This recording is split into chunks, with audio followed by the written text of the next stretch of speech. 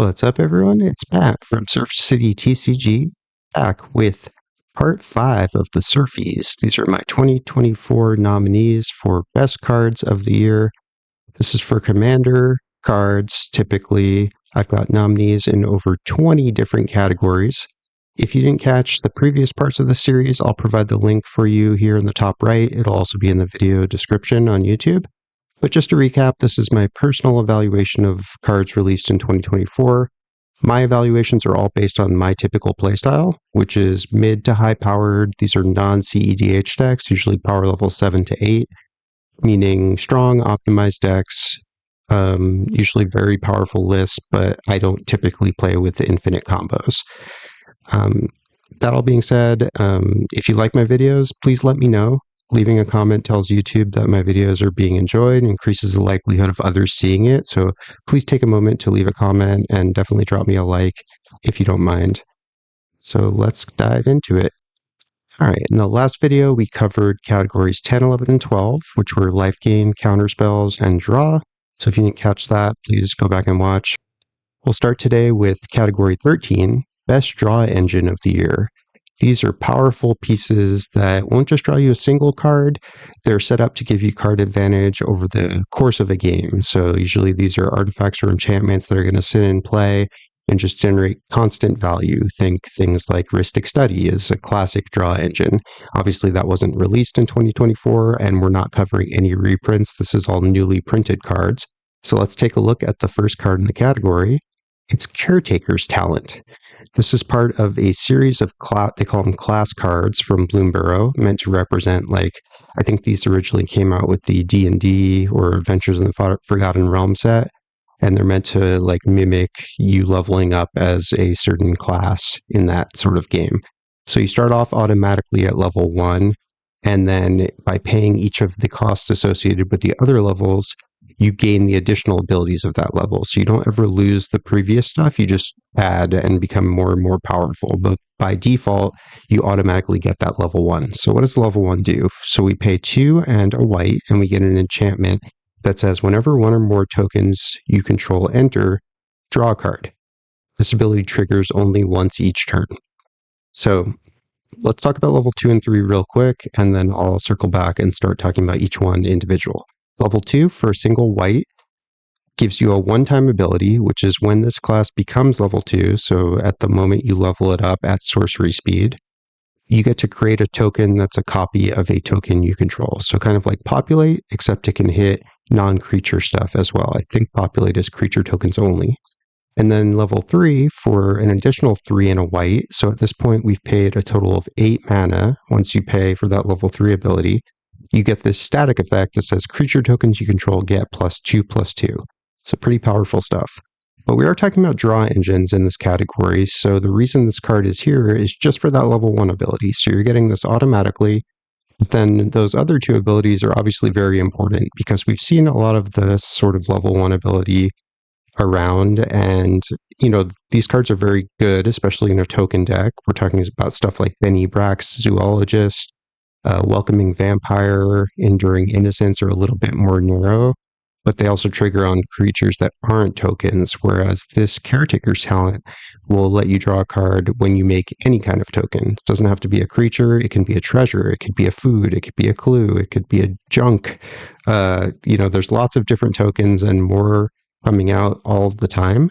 So this is a card that the value of this card is going to continue to go up because tokens seem to be a pretty critical part of Magic the Gathering in 2024, and I don't expect that to change anytime soon. So just having the ability for 3 mana to draw a card on any turn, it doesn't have to just be on your turn. There are cards that say like they only trigger once on each of your turns. And these are a lot less powerful in general because something like Caretaker's Talent, if you imagine, for example, that you have a Smothering Tithe in play, as you all likely know, Smothering Tithe usually is going to be triggering on opponents' turns when they're drawing on their draw step and they're refusing to pay the 2 because I never pay the 2. We won't get into my contempt of those players. that just refuse to flex with the course of a game. I'm not saying that you should pay every time, but you should at least consider it. But let's not get on a tangent right in the beginning of the video.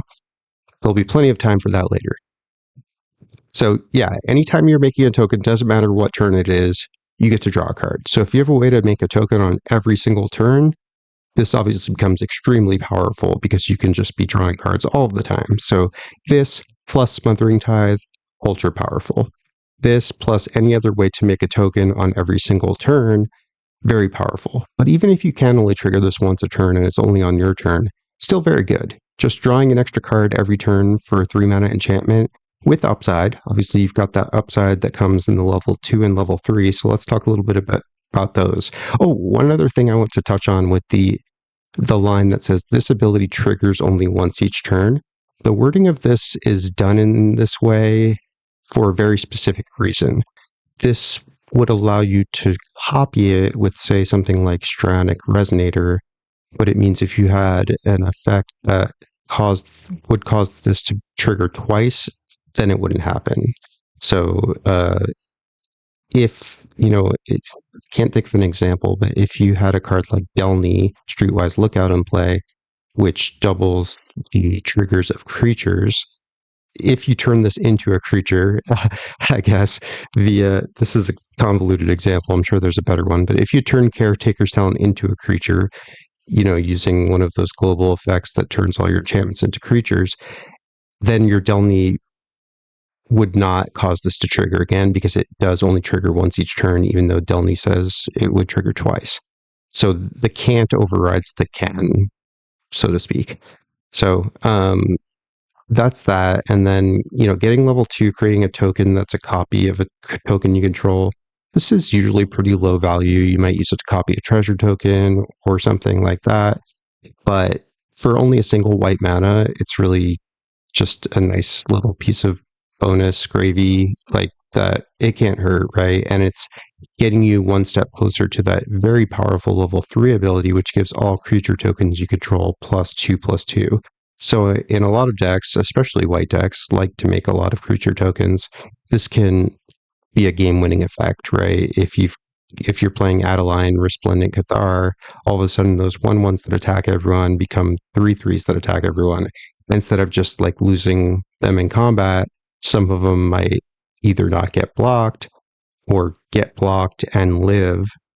And then all of a sudden you're developing a board instead of just making a bunch of annoying little pesky creatures that are going at everyone. And that's just one example. There are tons and tons of creature tokens that white is making. So getting to that level 3 is something that you should keep an eye out for if your opponent has this card in play. And if you have it in play, you should keep it in the back of your head.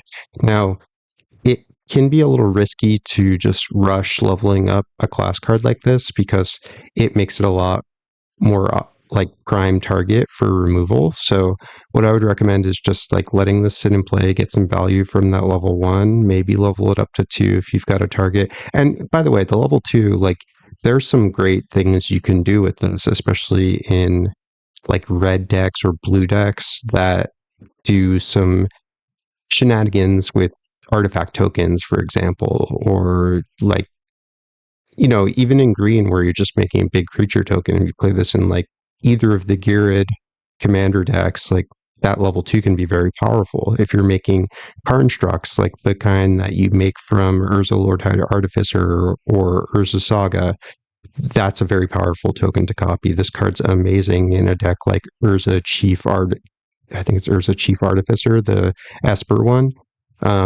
So yeah, if you're making big creature tokens, I mean, I was going to say you can copy Merit Lage token, but I think it's legendary, so you'd need like another effect to blank the legendary. But yeah, you could do some fun stuff with this card for sure. It's very, very powerful and flexible.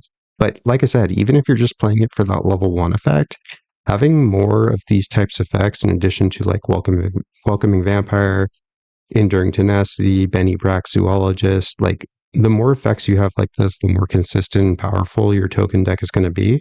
So this is a really, really strong card to start off the list of our draw engines. On to Enduring Curiosity. This is part of a cycle from Duskmourn of enduring creatures. These are enchantment creatures that when they die, And they're all like reprints, so to speak, of very powerful enchantment effects from Magic history. And then when they die, they're a creature, they return as an enchantment. So it's like got built-in protection. It already does something that, is proven and is powerful. Oftentimes, like we saw with Enduring Tenacity in the group slug and burn section, you're even getting a discount on the original cost, like Enduring Tenacity versus Sanguine Bond. It costs 4 instead of 5. And it's just a strictly better card, pretty much. So what does Enduring Curiosity do? Well, this is 2 and 2 blue, 4 mana total for a enchantment creature, Cat Glimmer. It's a 4/3. It's got flash, and it says whenever a creature you control deals combat damage to a player, you draw a card. Simple. This is a Bident of Thassa / Coastal Piracy / there's a lot of versions of this at this point. They're almost all 4 mana, with the exception of something like, I think the Room spell from Duskmourn is 5. It does this sort of thing. And then there's 5 mana for Kindred Discovery, which is kind of the goat of these effects because it also gives you a draw when a creature of that type enters, but it's only for a single tribe. This is by far the most powerful one, that, aside from Kindred Discovery, because it's 4 mana just like all of the others. But like I said, it's got redundancy. First of all, it's a creature itself, and it does count itself, so it draws you a card when it attacks. It's got flash, which matters because, as you know, if you've had an effect like this in play, people tend to want to block you to prevent you from drawing those cards. So all you have to do is send in your attackers. You can even bluff having a combat trick. A lot of times you can send a 1/1 into someone's 2/2 commander, and they're not going to block it. You just have to have some confidence. And when they say, my commander's a 2/2, right? You're like, yeah, I know. Are you blocking? They'll be like, I don't think so. I'll just take the 1. Would you risk it? Right? You gotta accept that sometimes they are gonna just do it, because some players just do that and they like to call bluffs. But in general, I'd say you're gonna get through with a bluff like that, like 90% of the time. Maybe I won't now if I'm playing against viewers, but I do it all the time, so you won't ever know if I'm bluffing or not. And yeah, so you can declare your attackers, wait till no blocks are declared, and then flash this in before damage. So very, very powerful that this has flash. It is not negligible at all. It's extremely good. This card is one of, if not maybe the most powerful one of the Enduring cycle, and they're all quite good. So that is no small feat that I'm calling this the best one. But this card plays out so well. It's just so powerful. It's got redundancy. This is an effect that people need to remove because you're drawing a card for every single creature that hits. You don't have to spread the attacks out like you do with something like Gix. You can just send all of your 1/1s at the player with only 1 blocker, and even if they block 1, you hit with 9 of them. Guess what? You're drawing 9 cards. It's that simple. They can't just remove this in response because it just comes back right away. So unless they're exiling it, this is the kind of card you want to save your Swords to Plowshares or Path to Exile for. You don't want to be spending those powerful exile effects on just any old other creature. You need to save them for stuff like this, otherwise it's going to lose you the game, straight up. This is just a very, very powerful kitty, and I quite like it. It's going to be a staple for a long time, unless power creep gets real bad. This is going to be a winner for many years to come. Speaking of winners, Pollywog Prodigy. I don't play CEDH, but I'm aware that this is a CEDH, a notorious CEDH card already, because CEDH plays, an abundance of 0 and 1 mana spells. And what does this Frog Wizard do? So it's a 2 mana, 1/3. It's got Evolve, which means anytime you have a creature enter that has either greater power or greater toughness than this guy, he gets a +1 counter. So it gets harder to evolve as he evolves, which makes sense, right? But initially, if you play anything that is 2 power or higher, or anything that is 4 toughness or higher, he's going to get a +1 counter. And then he says, anytime an opponent casts a non-creature spell which mana value is less than Pollywog Prodigy's power, you're going to draw a card. So if you haven't grown him at all and he's still a 1/3, this means you're going to draw a card anytime your opponent casts a 0 mana spell, but nothing else. And in case you didn't know, lands are not spells, so lands don't count, and they're not cast. So 2 reasons they're not going to count.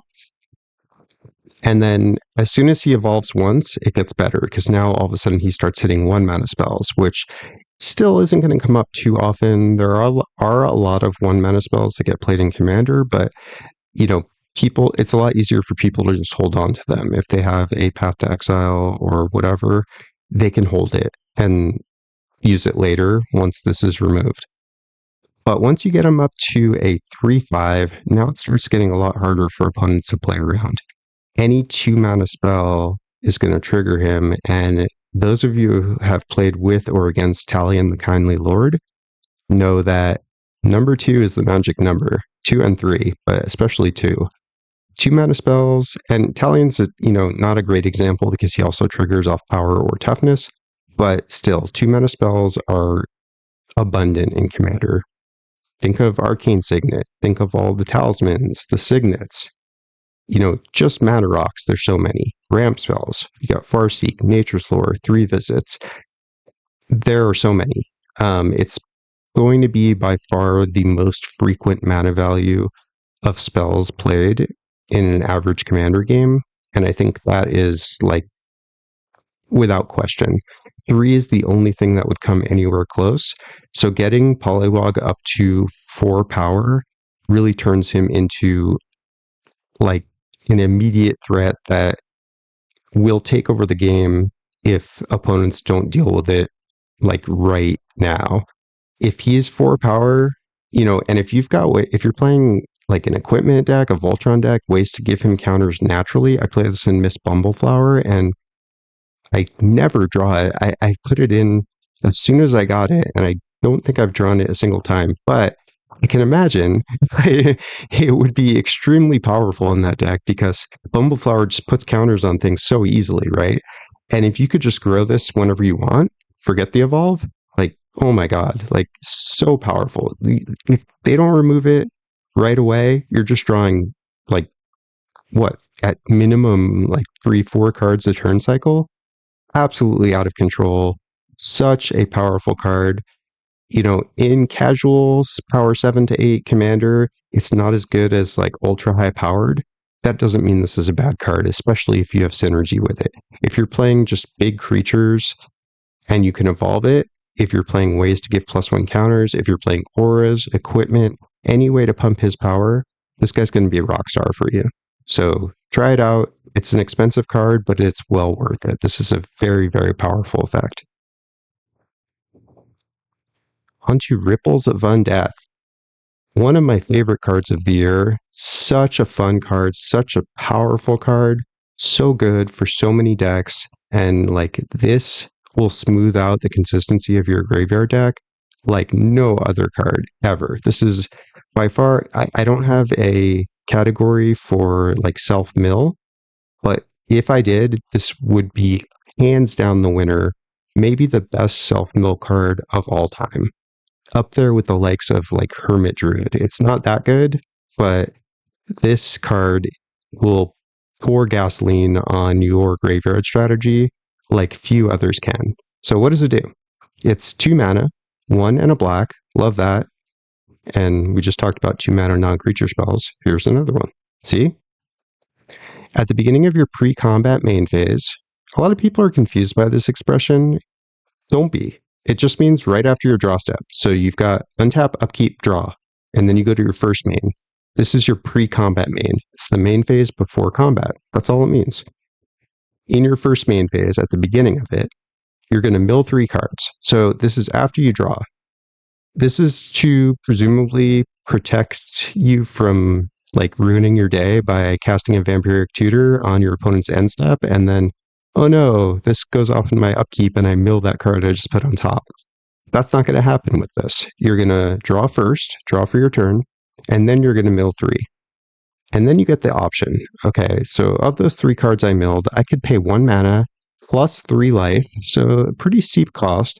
But if I do, I get to take any of those 3 cards and basically draw it. It's not a draw, so it won't trigger something like Shelter of the Apocalypse. It's just put into your hand. And this is something that you're going to want to do as often as you can. It's going to unfortunately set you a little bit behind because you have to pay the mana. The 3 life is nothing.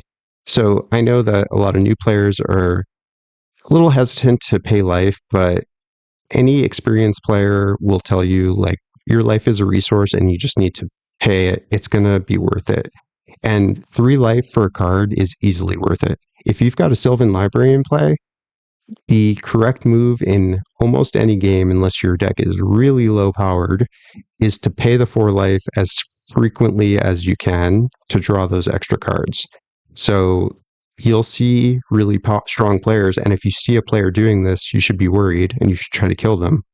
If you see a player play a Sylvan Library and then pay 8 life, like 2 turns in a row, that should be something that you're very concerned about, because it typically will be a signal that that player knows what they're doing and knows that even though this seems like a hefty cost, it's going to be offset when I just win the game through this advantage that I've gained, right? So Ripples of Undeath is the same sort of thing. It's a little bit worse because you have to pay that 1 mana, so it slows you down by a turn. But just getting your selection of an additional card out of the best card out of your top 3 on every single turn, the value is unmatched here. Like, you can keep a 2-land hand with Ripples of Undeath. Like, this is the kind of card where you can mulligan down to 3. And I'm not suggesting you mulligan down to 3, but like, just go with me on this example. A 2-land hand with a Ripples of Undeath, this is 3 cards. And this 3-card hand is better than, like, I would say, like, a third of the average hand, 7-card hands that people keep. Just let that sink in for a minute. I believe that to be true.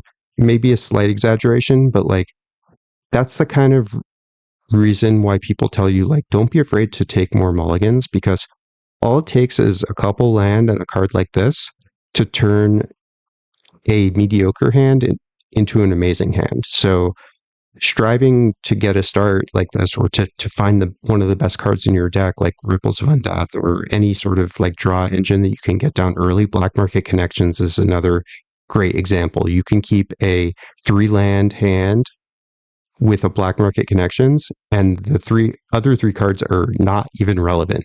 Black Market Connections will just win you the game by itself. You just pay the 6 life every turn, and then even if you don't pay the 6 life because you don't want to full send all the time, even though I do, but let's say you don't want to, or the 3/2 changeling isn't going to be that beneficial for you, just the other 2 modes alone, like pay 3 life, I get to draw an extra card every turn.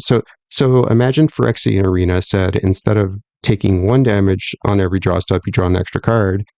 It says you take 3 damage every upkeep and you draw an extra card plus make a treasure. That's what Black Market Connections is like. And I know we're not talking about Black Market Connections here, but this card is very similar in that it's going to create this value engine that is hard to quantify. And all of a sudden, that 3 life you paid 3, 4, 5, 6 times is not going to matter, because you're going to have accrued such value and such. You've seen so many cards, you've gotten stuff into your graveyard, which you're benefiting from. Like, this fills your graveyard for a Reanimator strategy. If you're playing any sort of Dimir deck, like, this is a card you want in your deck. I would venture to say that this card goes in basically any black deck. Like, I would be hard pressed to not run this card in any deck that could run it. It's just that good. Even if you don't care about filling the graveyard, I still think it's worth it. Maybe, like, you could make an argument that it's not worth the slot in that case, but I have found this card to be so game winning and often under the radar. And I just don't get it. I mean, look at the price tag on this card versus something like Polywog Prodigy. I don't understand this. I mean, Polywog is worth a little bit more because it's from a Commander product. That's like one of the only ways you can get it. So it's not really a fair direct comparison. And I have this, by the way, set on cheapest via TCGplayer. I don't know why it thinks the pre-release foil is the cheapest one, but maybe that's true. If it is, I would get a couple. I mean, at this price, this card's a steal. This card, just try it out in any deck, and come back and tell me if you do not agree that this sets you up for like a win. It's hard to ever end up with a bad hand when you have this in play, because all those times when you're like, oh my god, I need to draw a land, now all of a sudden you're seeing 4 cards every turn. You get the one you draw naturally, and then you get the 3 you milled from Ripples. And like, yeah, you're not always going to be able to afford that 1 mana. But you don't have to do it every time. You can just do it when it's like, oh, I really need a land, so I'm gonna pull a land back. Or, oh, that's the best card in my deck, I'm gonna pay for that one, even though I can't cast it this turn. This card's just so good. Any card that lets you see so many cards in your deck in a 100-card format is going to be powerful. And this is one of my favorites of the year, bar none. So good. Shadow of the Second Sun, my one true love. I am completely obsessed with this card, enamored with it. I'm already completely infamous in my real life pod.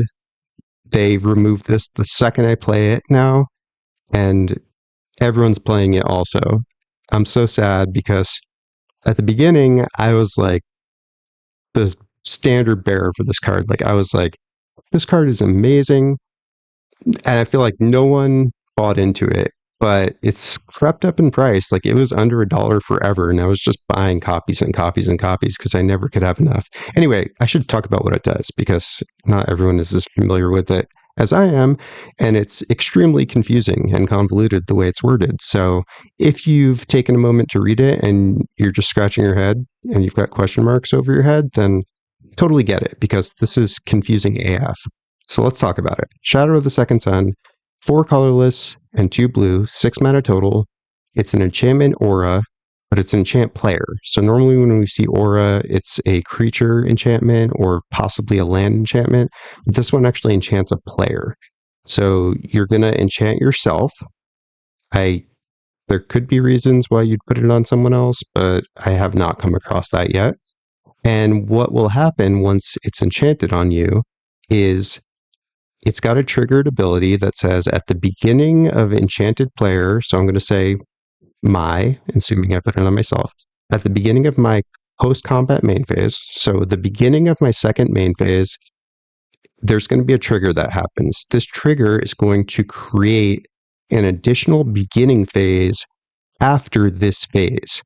This phase is referring to the post-combat main phase in which this triggered. So let me translate. You go through combat. So you have to have this in play prior to going to combat, or like during combat if you have flash. Before you begin your second main phase, this has to be in play. Otherwise, it won't do anything that turn. And trust me, I have made this mistake probably 10 times already out of playing this card 100 times. And it is an awful feeling. It is just awful if you play this in your second main phase and then you are honest, or someone keeps you honest, and they're like, yeah, that's not going to work this turn. You have to wait till the following turn. Don't do that. If you take anything away from my analysis of this card right now, do not play this in your second main phase unless you have nothing else to do, because it will not work this turn. Because it has to exist in play enchanting you at the beginning of your second main phase. If it does, then it creates a trigger that gives you an additional beginning phase right after your second main. So the beginning phase, as the helpful reminder text tells us, is the untap, upkeep, and draw steps. So And then after that, your end step happens. So normally you go untap, upkeep, draw, first main phase, combat, second main phase, end step.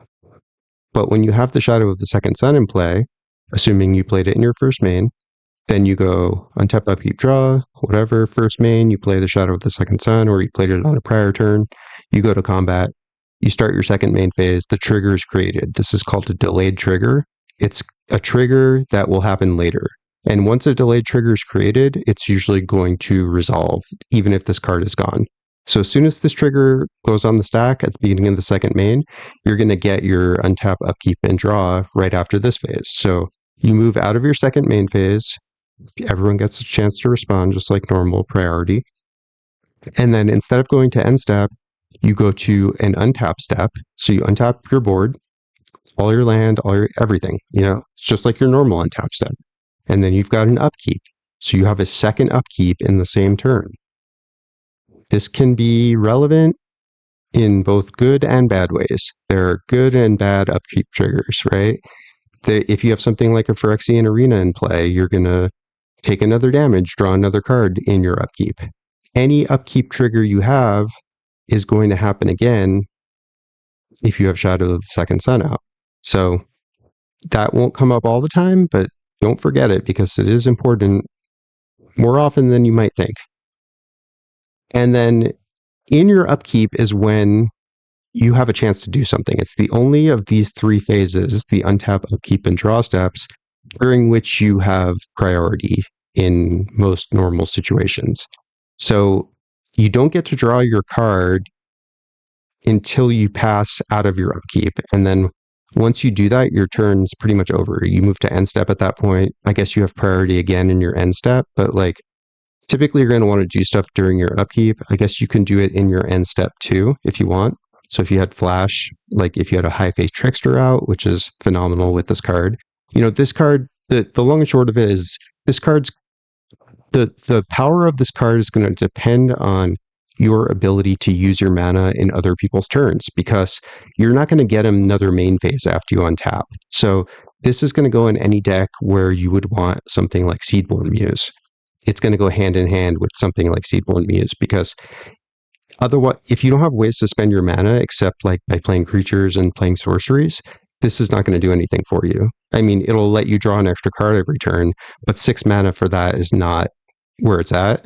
So you're going to either want the second upkeep for some reason, for example, Obeka Splitter of Seconds deck, this might be a decent card because it just gives you another upkeep, which is kind of what that deck wants anyway, is more upkeeps, right? But most of the time, the reason to play this is that you want to be able to untap your lands every turn. So if you're playing something like Seedborn Muse or Wilderness Reclamation, Shadow of the Second Sun is going to be right up your alley because it just lets you untap everything at the end of your turn. This is great for control decks, right?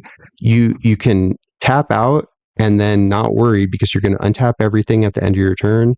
It gives all of your creatures pseudo-vigilance because it doesn't matter if you attacked with them, you get to untap them at the end of the turn, right? It's kind of like reconnaissance in that way. So, I love this card. It's 6 mana, true, but it refunds you right away. So if you spend the 6 mana to cast it, and if it gets countered, that sucks. If your 6 mana spell ever gets countered, that sucks. Doesn't matter if it's this one or Consecrate Sphinx.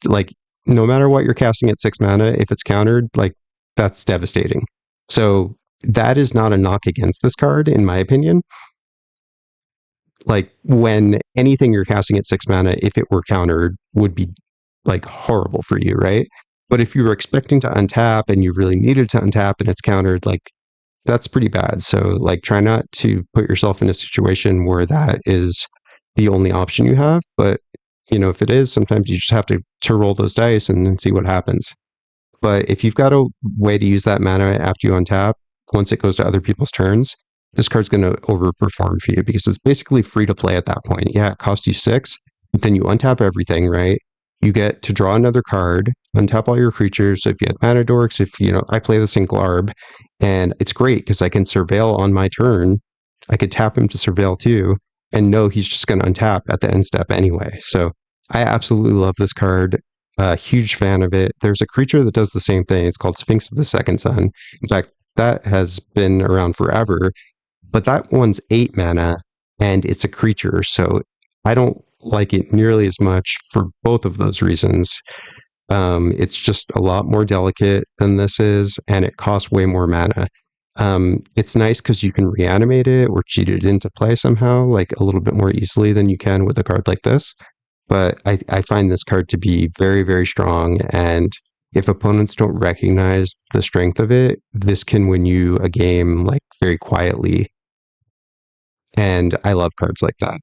The problem is everyone's on to me at this point, and they know that they have to counter this right away or something or remove it. And that's sad for me because I love it so much, but I hardly ever get to have it in play anymore. I know. Such a sob story, right? One other note, and again, I hate I hate sharing this info because no one's done it to me yet, but I know it's going to happen one of these days. Is if you're packing a deflecting SWAT and you have it up against this, that's quite good for you because you can deflecting SWATs change the target to you versus the player who cast this, and I I'm ready to rage quit the first time that happens. I'm ready. All right. Last on the list, we've got Trouble in Pairs. So if you've been living under a rock, you may not know that there was a big controversy around this card. I'm not going to spend a lot of time talking about it because, what's done is done and they haven't reprinted it yet. So we only have this art, but the art was stolen. It's been shown that this artist has kind of ripped off art from several other artists, and you can look it up if you want to see more info about it. But, just know that this is something about this card that, it's not like a reason you shouldn't play it or anything, in my opinion. I mean, I guess it would be nice for the benefit of the artists that from which it was stolen if you were to be a conscientious objector and not play this card for that reason, but you'd be giving up a lot because this card is nuts. So what does it do? This is from, by the way, the Nelly Borka precon from Murders at Karlov Manor. It's white, a white enchantment, 2 mana, 2 and 2 white, 4 mana total. So it's got this weird first line of text, which won't come up very often at all, but when it does, oh boy. That says, if an opponent would begin an extra turn, that player skips that turn instead. So, hilarious combo with a card like Perch Protection, which I can't remember if I put on this list. I guess I didn't. I was going to put it in the fun section, but I don't know. I find that card just doesn't perform as well or as interestingly as I hoped it would. But yeah, hilarious interaction with Trouble in Pairs, though. So if someone's playing extra turn spells and they forget this is in play, which has happened to me, and it's pretty satisfying, then they skip that turn, right? So it's not like it stops them from playing the extra turn spell. It just, like, if they play the extra turn spell, they just won't get the extra turn. So they'll be like, okay, I'm going to go to my next turn. And you're like, wait a second. No, you're not. You're going to skip that extra turn instead. This is a replacement effect. So yeah, that'll get people. So keep an eye out for that. And, if you want to be nice, you can just kind of give them a heads up when they're casting the spell. But that's up to you. And then let's talk about the important part of this card, though, which is the second paragraph. It says, whenever an opponent attacks you with 2 or more creatures, so that's condition 1, trigger 1, draws their second card each turn, trigger 2, or casts their second spell each turn, trigger 3, you draw a card. So this is 2/3 of this is the text from Mangara the Diplomat. So, which is already a phenomenal card. But then they added the third thing, which is the best one, that says if an opponent draws their second draws their second card each turn, you also draw a card. This is for each player, each opponent, and all three of them apply on every single turn. This card is ridiculous. If you have not yet played with or against it, just understand that this will, in absolute fact, draw you as many, if not more, cards than a Rhystic Study. This is one of the most busted enchantments ever, and it will draw you so many cards, you'll be shocked. The other alternative, which I've never experienced, but if it happened, is that opponents are casting single spell every single turn and not drawing any extra cards so as to not trigger this, and not attacking you with more than one creature. If that happens, arguably that's even better than just drawing a ton of cards, because that means your opponents are doing almost nothing and you could just run away with this game, and this card just sits there as like a pseudo stacks piece.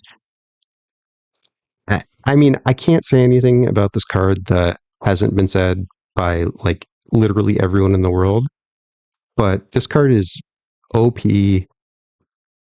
It's you just have to remove it immediately. If this sits in play, they're going to draw like anywhere from 5 to 10 extra cards like every turn or two. It's just so good. It draws so many more cards than you would expect it to. It's just crazy. Like,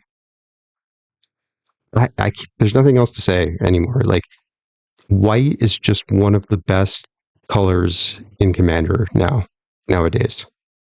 And in no small part due to this card.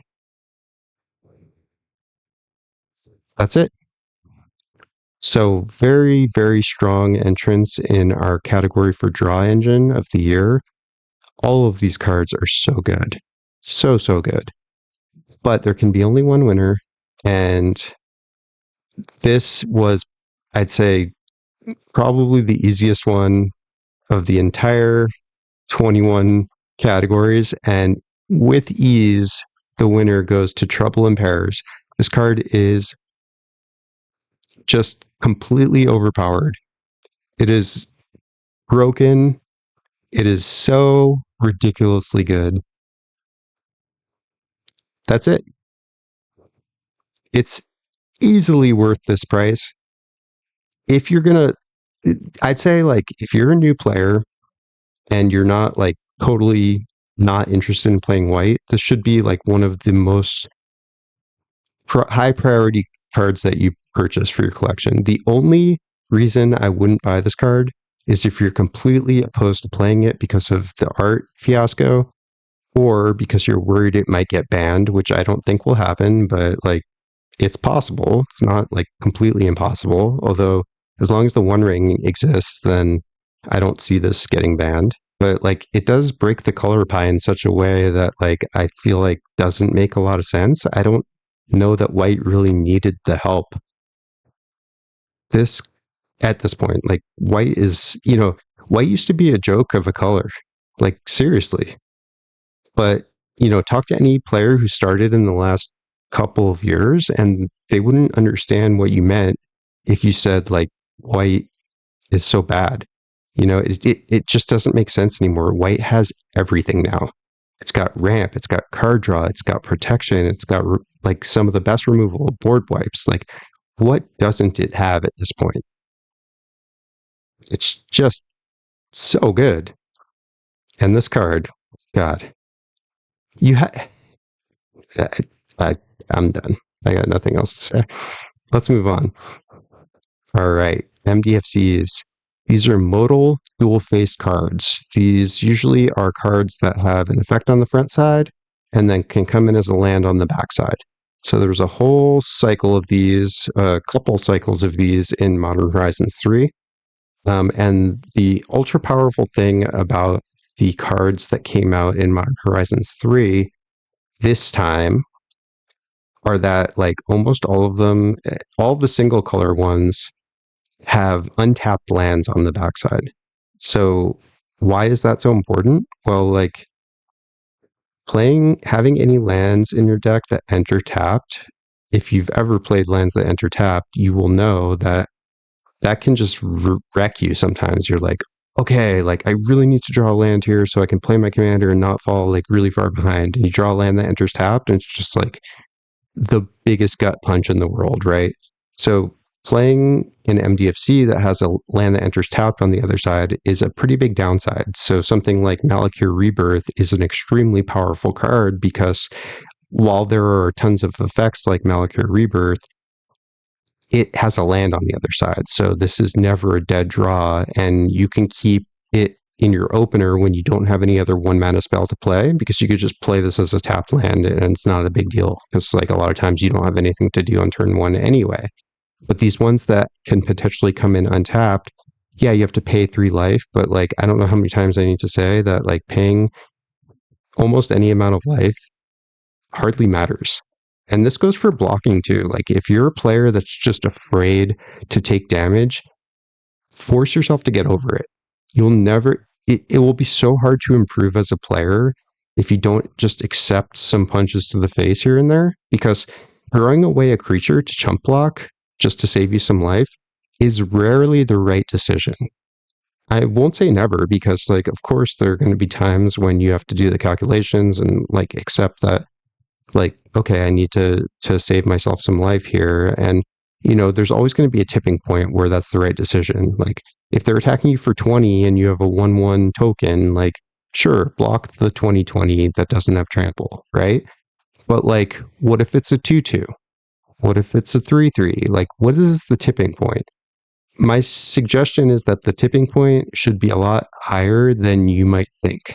I think you should be willing to take more damage more often, and that is going to cause you, on average, to win more games.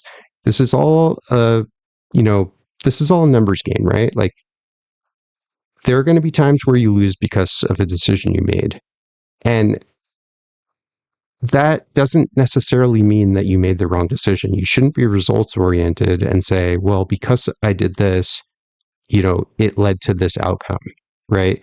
A lot of times, just like in poker or, any game of chance like that, you're going to have to accept some risk and understand that like you might be making the right decision, but it might not work out in your favor. And you shouldn't adjust your play pattern if you are confident that your decision-making process was sound. So hopefully that makes sense. And I think in general, you should see cards like these that can enter untapped by paying 3 life as a huge benefit, because like paying 3 life is a small price to pay for not basically losing an entire turn potentially. Like, right? If you had no other play, let's say you're going to turn 4, you have like a couple 4 drops, but nothing on 3, you really need to draw a land. Do you want to draw an untapped land that lightning bolts you? Or do you want to draw a land that comes in tapped and miss your entire turn 4? Which is going to be more detrimental to you in the long run? That's how I want you to think about like life payments when you're like chump blocking, when you're paying life for things like, Ripples of Undeath or Sylvan Library. So let's start off with the first one. Bogart Trawler. We talked about him in the graveyard section. So if you didn't catch that video, go back and watch that. So I'll not kind of go over this again because this series has already been quite long, but Bogart Trawler is excellent. Spoiler alert if you haven't watched the other videos, but this was the winner of our graveyard hate section. And basically, like, if you don't need 2 graveyard hate effects and you don't have like any synergy with the land, this is a straight up replacement for Bojuka Bog. And that is no small feat for a card to say something like that. Now, it's likely that you should probably just be running both. But if you really only want to be running one, this card's better than Bojuka Bog. I will just like straight up say it. It's a 3/1 body, which is great. For 3 mana, a 3/1 is great. And it's an untapped land when you need it. You can play bounce lands to get this back to your hand. You can reanimate it and exile another player's graveyard. Just so good. If you've got a roaming throne on goblins, then you get to exile 2 players' graveyards. It's just, this card's great, and it just does everything you want. This goes in every black deck. There's literally not a reason to not run this card. Like, just put it in every black deck and be done with it. Replace a land. Period. These can straight up replace lands. If you have one that enters tapped, that is not true. I like to replace them on a 2-to-1 basis if they enter tap. But these ones that can enter untapped, it's just a land. But if you draw it late game, or if you happen to draw a lot of land that game, this is all of a sudden a 3-1 that exiles someone's graveyard. And that is just so good. And I'm going to be saying the same thing about every single other card in this list, because all 6 of these have the same text on the other side, which is that they can come in untapped by paying 3 life. Now, am I saying that the 2-color ones that enter tapped from MH3 are bad? I'm not saying that. Some of them are okay. I like a couple of them, but they're all worse than these 6 cards, in my opinion. So, do with that info what you will. Let's move on to the next one. We also talked about this card in our draw section. Single instance of draw, Disciple of Freyalise is a 6-mana 3/3 that lets you sack a creature, gain X life, draw X cards, where X is that creature's power. So this is a straight up duplicate of Disciple of Bolas, which is only 4 mana, but is in black. So giving green this effect is very strong. Green likes this sort of effect. It has other effects that are similar to this. See Life's Legacy, Momentous Fall. I went over these in the other section, so check that out if you want to hear more about Disciple of Freyalise. Felder Profane, here's a new one that we haven't talked about yet.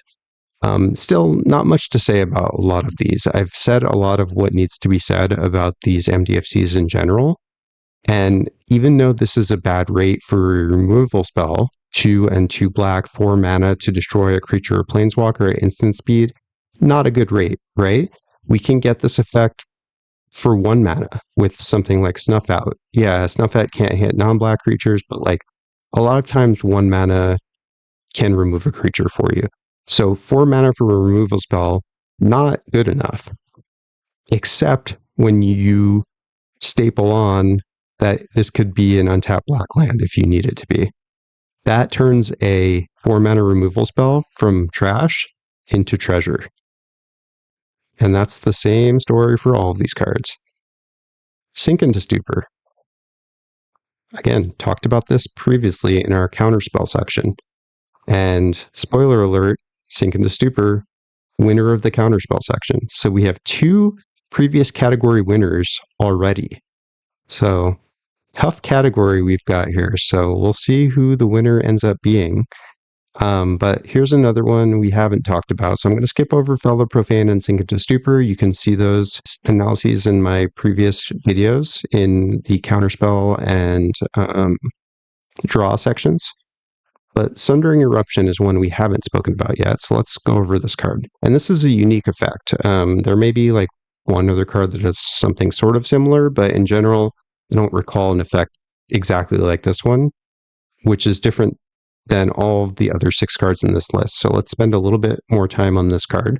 Sundering Eruption, 2 and a red for a sorcery. We get to destroy target land, period. So no restrictions, doesn't have to be non-basic. Destroy any land we want, right? But its controller may search their library for a basic and put it on tapped and then shuffle. And then you get this extra effect that is creatures without flying can't block this turn. This card is extremely good. Extremely good. As I mentioned with Bogart Trawler, as I mentioned with pretty much all of these, some of these are conditional. You don't want Disciple of Freyalise in every single green deck. You don't want Felder Profane in every black deck. The other 4, Bogart, Sink into Stupor, Sundering Eruption, and Witch Enchanter, I'm hard pressed to tell you not to include these 4 cards, Sink, Sundering, Witch Enchanter, Bogart Trawler, in every deck that is these colors. Except for maybe 5-color decks where you really need specific lands. These cards just can slot in for a land in almost every deck. And Sundering Eruption is not an exception here. Like, maybe you don't run this if you don't care about combat, but if you do, this card is so good. Just having a piece of land destruction that could be played as a land would have been good enough. If this didn't have the creatures without flying can't block this turn text, this card would be still quite good. But with that text stapled on, this can just win you the game. Like, first of all, destroying a land could be extremely important, right? They have a Glacial Chasm. They have a Cabal Coffers. They have a Gaia's Cradle or a flipped Growing Rights of Aetlamok.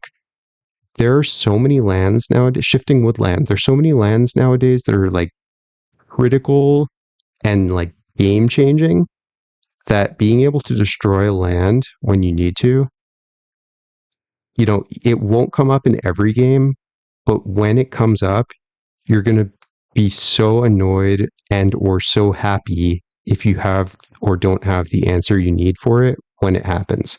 If you have not yet had the pleasure of running up against a Glacial Chasm where no one in the game has an answer to it, it is simultaneously the most like astonishing and annoying thing ever.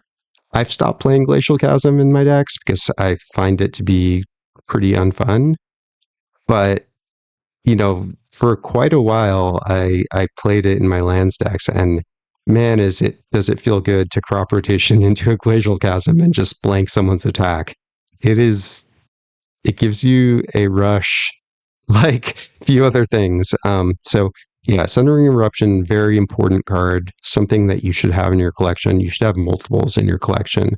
It's going to prove its worth to you time and time again. Period. This is, you know, there's a reason that Beast Within and Generous Gift are still the de facto removal spells for anything, because although there are a lot of great options and even like exile effects now that seem better than Generous Gift and or Beast Within, like we're going to look at one later in what is it? Unexplained Absence, right? Where is it? This card. So like for only one more mana versus Generous Gift, we get to exile 3 things, right? But they're non-land permanents. This is so important. I'm not saying that Generous Gift is better than this, but I am telling you that the fact that Generous Gift and Beast Within can hit lands is extremely important. And although you won't use it for that purpose, except in maybe 10% of games or less, when you need it, nothing else will suffice. And that's what makes a card like Sundering Eruption so important and so good. And then the creatures without flying can't block part, that's just going to win you games, like all the time. If you're playing a red like aggro deck, any sort of Boros deck, any sort of just like mono red, you know, goblins, Krenko, like anything where you're attacking, especially like attacking on the ground, this card's going to be an overperformer in your deck. So don't ignore this card. For reals. Last but not least, we've got Witch Enchanter. Just a good old disenchant boy on a stick.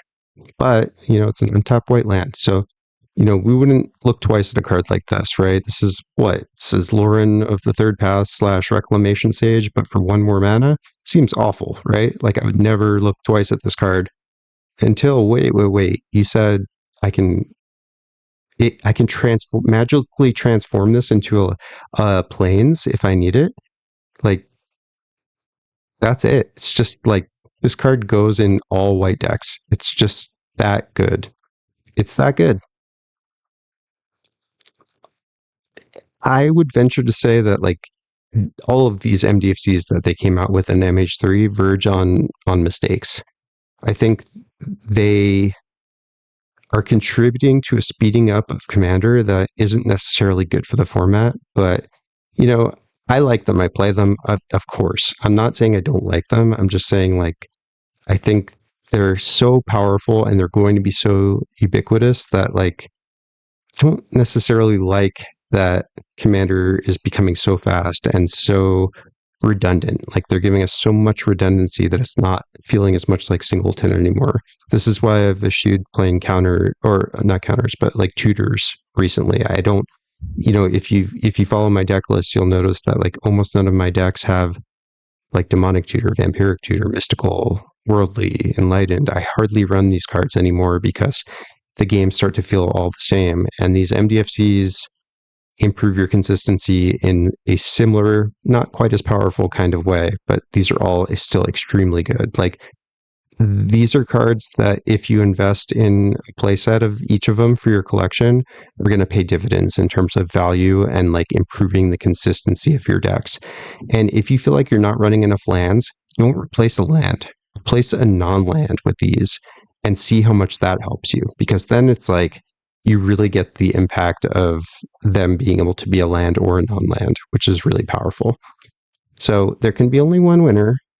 This is certainly a tough one. All of these cards are really, really strong. It's hard to pick a winner. It really just depends on what deck you're playing. Any of them could be like just so important for your deck. But I would say the most impactful of the year, in my opinion, and just I think this is probably the general consensus, but I'm not positive. But my winner of MDFC of the year goes to Sink into Stupor.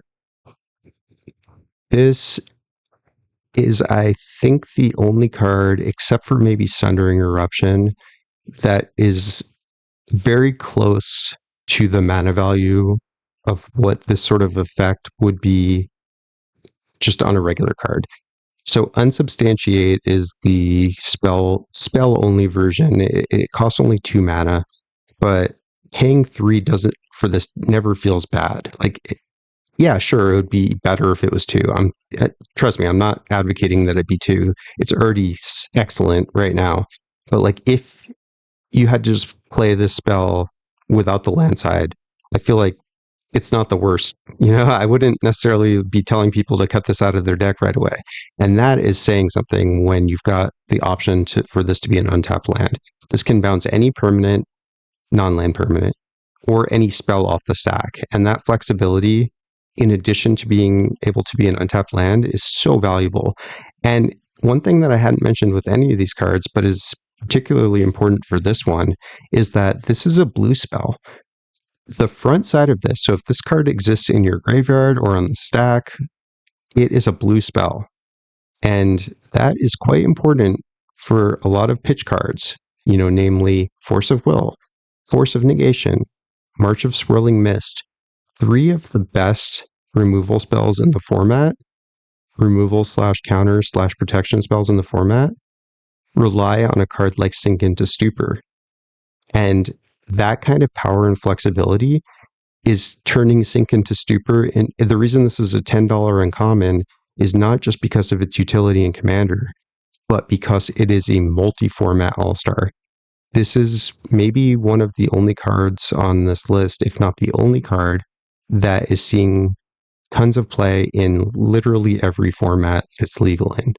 Even Vintage, like the most powerful format in existence, where you can play Black Lotus, you can play Mox Sapphire, they're playing Sink into Stupor, probably as a 4-of. I'm not an expert on that format, but I know that this card's extremely important because it can be pitched to Force of Will. And that is not something to be ignored. But that is not the reason it's the winner. It's just one part of a myriad of reasons that make this the MDFC of the year, in my opinion. Such a strong card. I wish it wasn't so expensive, but it is worth this price. I don't know if it will ever go down. It may not ever be reprinted.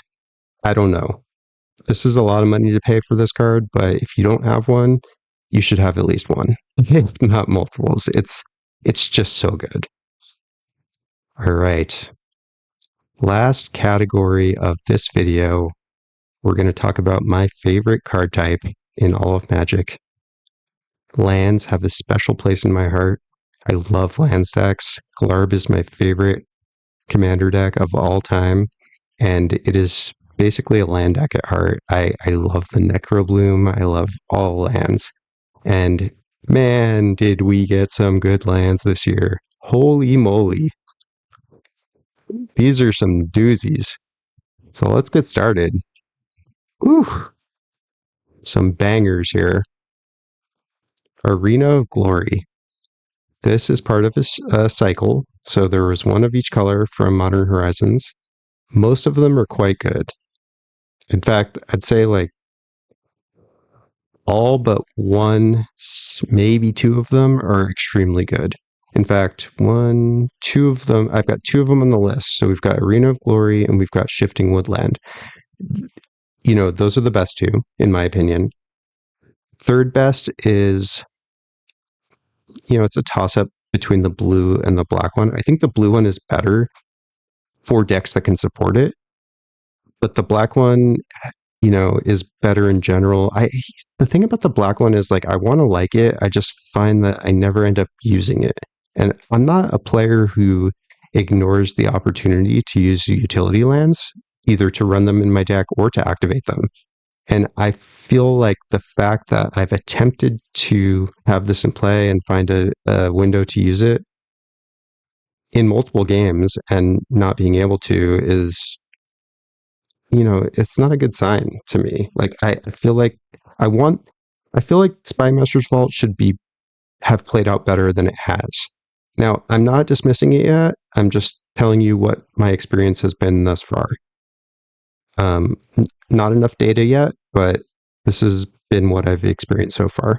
And then the white one, I wish the white one was a little bit better. Like, I wish it was like 3 mana to activate instead of 4. It feels so slow.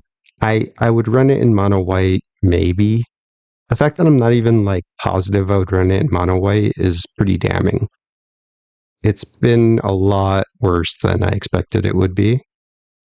That's just plain and simple how it goes. Like, I'm not even running War Room all the time in my monocolor decks anymore. I usually am running it, usually. But like, I just find that I don't often have time to spend 4 mana to draw a card. And this, you know, the white one's 5 mana to draw a card because like it's 4 to activate, but then you also have to tap this land. So that's like, you have to consider that part of the cost, right?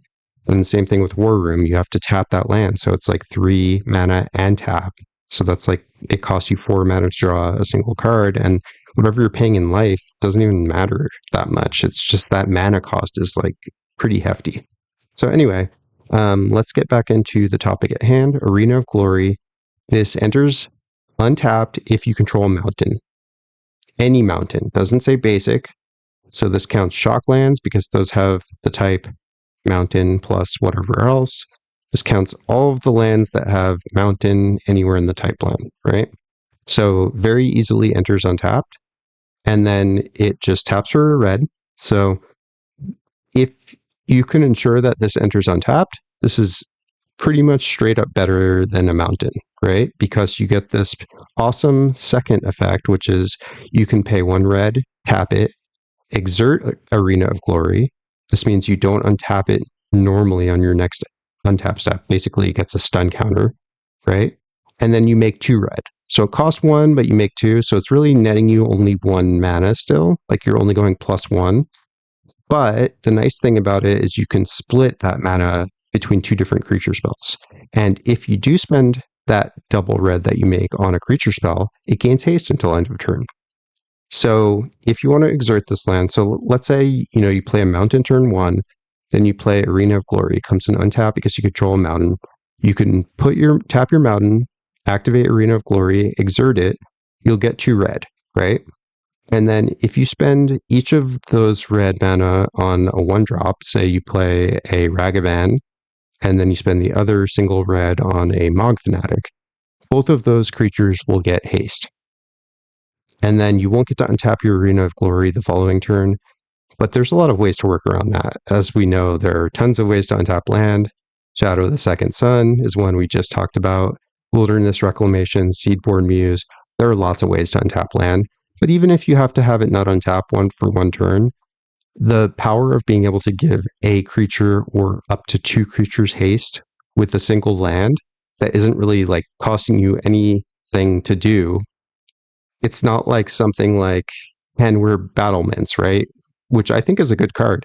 and I played in some decks, but like that is a colorless land, and that requires a mana to activate. This takes no mana. You do have to slow down the following turn, but like the power of being able to give 2 creatures haste from a single land, this card's just amazing. Amazing. I mean, red is getting better and better at giving things haste, and this is a huge contributor to that. Very, very good card. Fomori Vault. And have I mentioned how much I love the big score? That one of my favorite sets ever. Like, I love artifacts. I love the just power and how dynamic that set was and how like interesting. And I love the tie-in with Outlaws. I just thought it was such a flavorful and fun set that gave us such good cards. And oh man, is this a good one? You know, see my previous discussion on Simulacrum Synthesizer from the Token Maker section.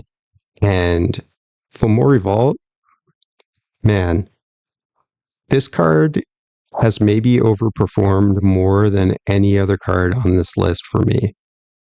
And I already expected it to be good, but man, when you have this in play, you feel unbeatable. So what does it do? This is a colorless land, so small downside, but does not enter tapped. So just like, yeah, you have to sacrifice the ability to make a colored mana, but sometimes making this diamond mana can help out. See something like Null Elemental Blast from their Counterspell section, right?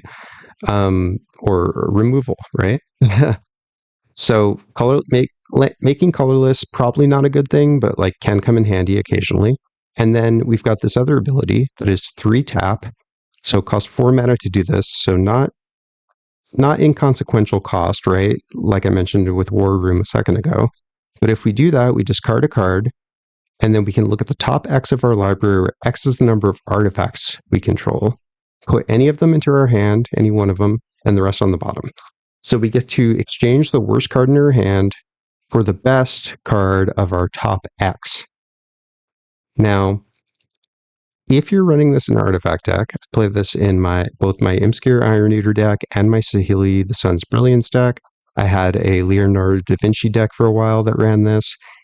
If you're playing any sort of artifact deck or any sort of token deck, like a deck that makes treasure tokens, a deck that makes food, you want this in Sam and Frodo, even though like that's a 3-color deck, I still think it's worth playing this card because the power is undeniable. If you're playing like any deck that can put a large number of artifacts into play, be they tokens, other things, whatever, being able to, I'd say like if you can consistently have 4 or 5 artifacts in play at all times, then this card's going to be a house for you because you're not going to use this ability all the time. You'll like maybe use it once, twice, maybe 3 times at most in a game, but it is so strong. You get to discard your worst card or discard a card you want in the graveyard, like Anger, Wonder, Valgavoth Terror Eater if you're playing a Reanimator deck. Like you can run this in like a mono black deck that has like no artifacts. You're just running a bunch of mana rocks because like sometimes you just want to discard a card and like you don't even care what you draw. Even if it's just a discard a card, do nothing, you might do that, right? Because like getting a creature in your graveyard to reanimate can be like so important for you. But then like if you've got any number of artifacts, you start to be able to like impulse or better. Like I've gotten this off where X was like 15 or 20, and it's just like basically a demonic tutor at that point. Or like not quite, right? But pretty close to it. It's like look at the top 20 and take any one card you want. Are you going to find the answer you're looking for? Maybe not the exact one, but you're going to find something. This card is just incredible. It has been so strong for me. So strong.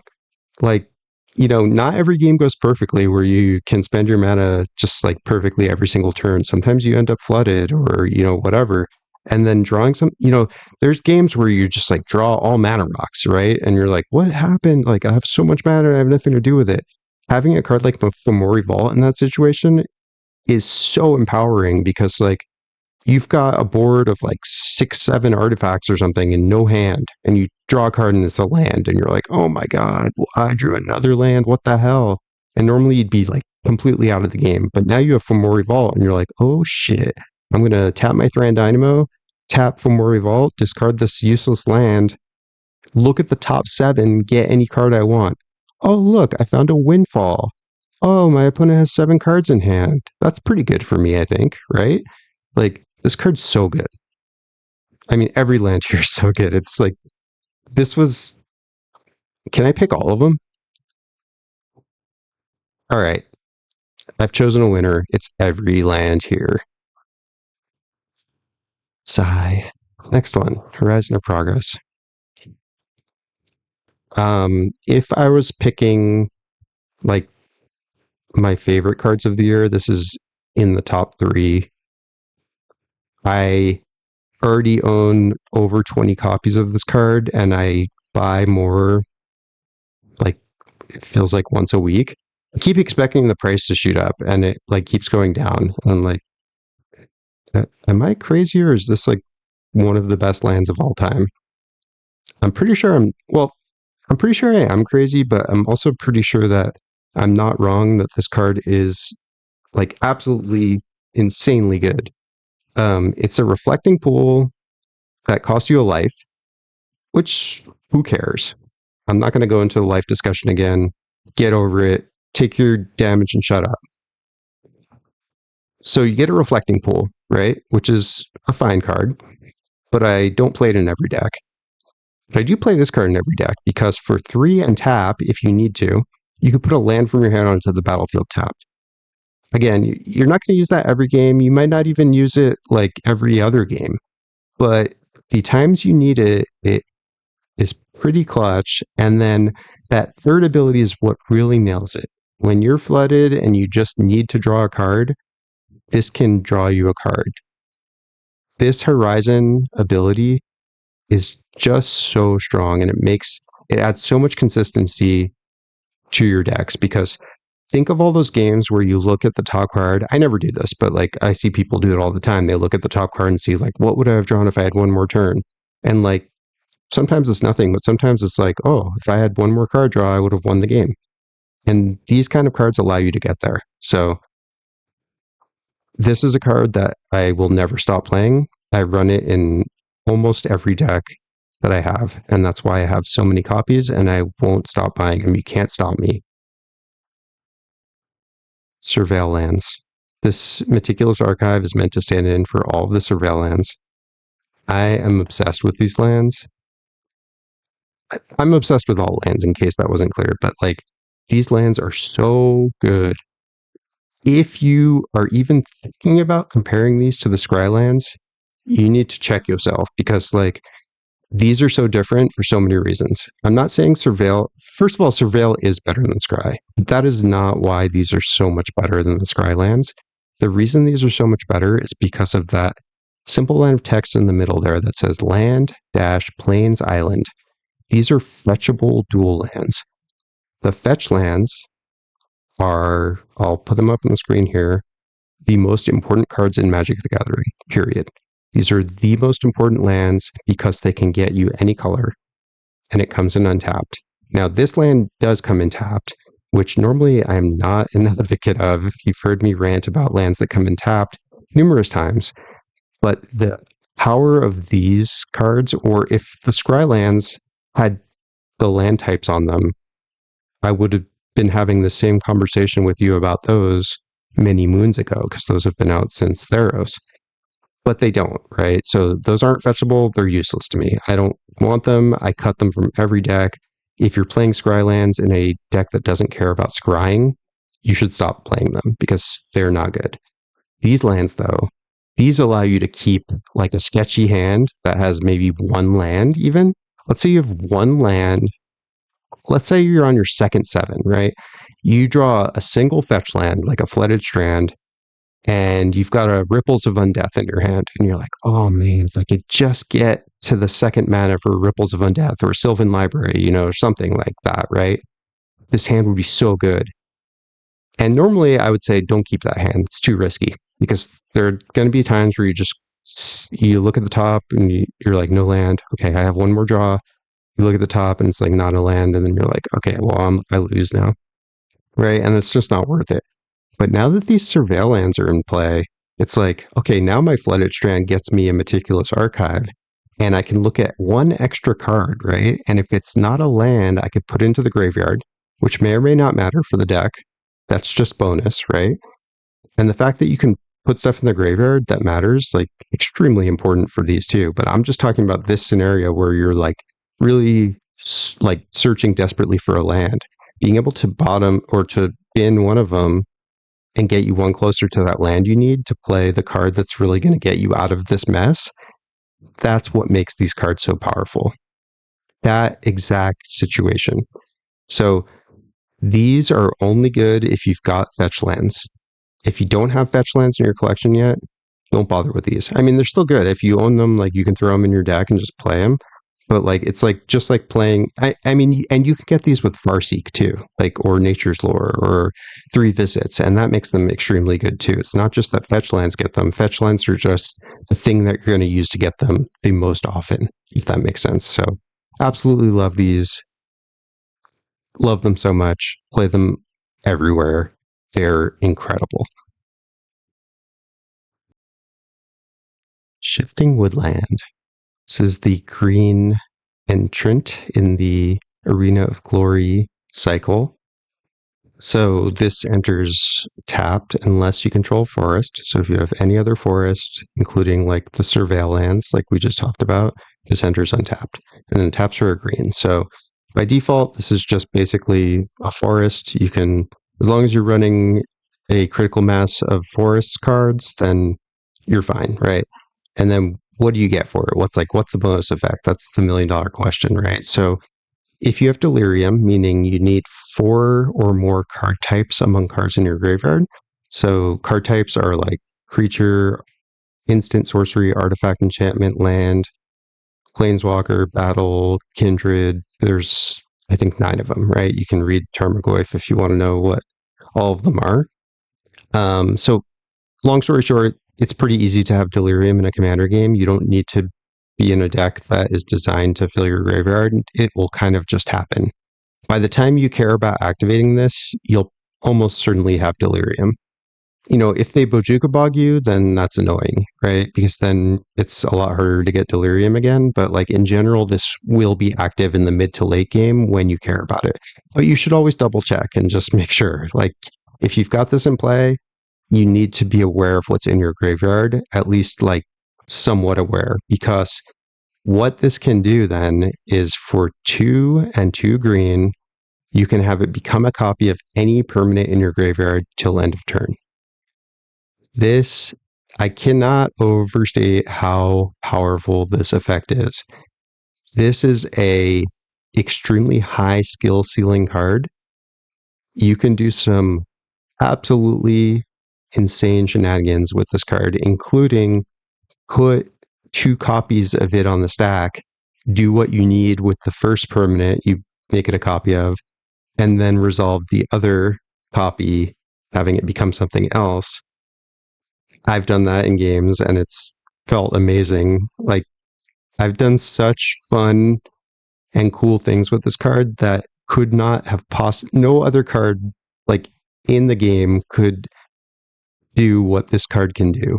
If you do not think this card is good, then with all due respect, I will tell you that you need to get good because the power of this card is only gate kept by your skill. This card is insanely powerful, infinitely powerful. It can do anything your deck can do. And it's hard to explain in a short form video like this, short in air quotes, like video, all the stuff this card can do. And like, if you start using it, you're just going to discover like time and time again, like, wow, this got me out of a situation or this did something that no other card in Magic could do. Like, this will create stories. This will make you feel like a master player. When you pull off shenanigans with this and like do something that you didn't think you could do, I, I'm a in case it wasn't like extremely obvious already, I'm incredibly huge fan of this card, and it makes me both it makes me feel like both an amazing player and a terrible player all at once, because even though I do some neat stuff, like I also feel like, man, I had opportunities that I missed out on. And I love cards that make me feel that way, because it means there's like room to become better. And that's what it's all about, right? In life, in Magic, in whatever, it's about like trying to be the best version of ourselves and like make the best plays and like do the cool stuff. And a card like this that is so flexible and so powerful really opens those doors in a way that other cards simply can't do. I mean, I don't even know how to get started in telling you like what this can do, but like just, you know, at minimum, consider that like this can become a creature that has haste. It's not haste, right? This land's just been in play since you've untapped. So like if you turn it into a creature, then it can attack as long as it's not the turn you played it. It can become an enchantment that has some sort of effect that you might care about. Hey, someone's about to cast a Wheel of Fortune. You have a Smothering Tithe in your graveyard. Guess what? For 2 green and 2 colorless, this can become a copy of Smothering Tithe until end of turn. And hey, everyone just drew 21 cards. Do you guys want to pay 42 mana, or do you want to give me 21 treasure tokens? Do you need me to announce each trigger? Don't do that, because that will make you a lot of friends. I mean, don't say it in that way. You should definitely do the play, right? How nuts is that? Yeah, this card's just like when your opponent has this in play, it's a nightmare, because you're like, oh my god, I need to like know what's in your graveyard at all times and know anything you could do at any time could be like completely different than I expect. It protects you from board wipes because it's just till end of turn. It's just I love it. I just love it. 3 Tree City. Not a ton to say about this card that hasn't. This card's been beaten to death in terms of discussion. Like, this is the Nykthos of Kindred decks. So when it enters, you're going to choose a creature type. It can tap for colorless, which if it didn't have that like tap add colorless, it would be so bad, right?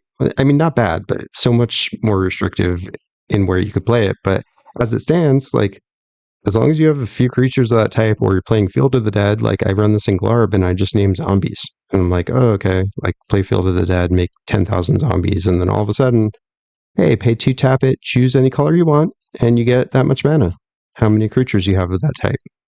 I'd say as long as you're running at least, I don't know, 15 to 20 of the same creature type, then you want this card in your deck, because there's very little downside to having it. Yeah, it's a colorless land, so like, there are going to be some games where you're like wishing this was a colored mana, but like in general, the upside is worth it, because if you have at least 4 creatures, then you're netting positive on that mana, and that just makes this very, very powerful. So really strong card. Good card is good. Very little to say about it, except that it's an excellent card that is going to do some good work for you for sure. Last but not least, we have a cave. Caves, I'm not super impressed with yet until we saw Urza's cave. And as we know, Urza has good stuff. Urza has good taste. He's a taste maker, influencer, if you will. I follow Urza. I like Mishra too, but he's a little emo for my taste. Urza's cave. Colorless land. Okay. Again, not great. I don't love playing colorless lands, like if I don't have to, but For 3 and tap sacrifice this, you get the best land in your deck. It comes in tapped, which is a little bit of a bummer, but this card's amazing. I mean, Expedition Map, I run it in any deck where I'm playing Cabal Coffers and Urborg, Tomb of Yawgmoth. Urza's Cave fits in even more decks. Not only do you want it in all of those decks, but you want it in any deck. I just realized that I didn't put a land on here that absolutely should be on here. So we are going to fix that right now, live. All right, that's better. So we talked about Talon Gates of Madara in the protection section, but it very much deserves to be in the land section too, because this land is weird and awesome. So when it enters, go back and check out the protection section if you want to hear more about this card. I'm going to skip it right now, but I do want to talk about it in conjunction with Urza's Cave, because this little combo here will win you some games, a lot of games. 3 in sack, save your commander from a Swords to Plowshares, save your commander from a Cyclonic Rift, phase out their Stax creature, their Dranith Magistrate that's like blocking everyone. Whatever it is, this little trick here, sack your Urza's Cave, grab a Talon Gates, this is going to catch a lot of people by surprise. Same thing if you're running crop rotation. Urza's Cave is just a crop rotation on a land. Absolutely love it. So powerful. Huge, huge staple forever and ever. Urza's Cave, so good. So sadly, extremely sadly, there can be only one winner, but all of you on this list, all 8 of you, are winners in my heart. But there can be only one winner in the Surfies, and since I'm forced to, I will choose, and that winner is Shifting Woodland. I'm not gonna gush about this card anymore. Just kidding. I'm almost assuredly gonna do that, but it's very tempting for me to choose the Surveil lands. They're that impactful to the game. But Shifting Woodland is almost it almost defies categorization. It's like that good. This is such a flexible and interesting card that it just enables so many shenanigans. And that's what I want to be doing in Commander. So for its shenanigan enabling potential, Shifting Woodland, congratulations.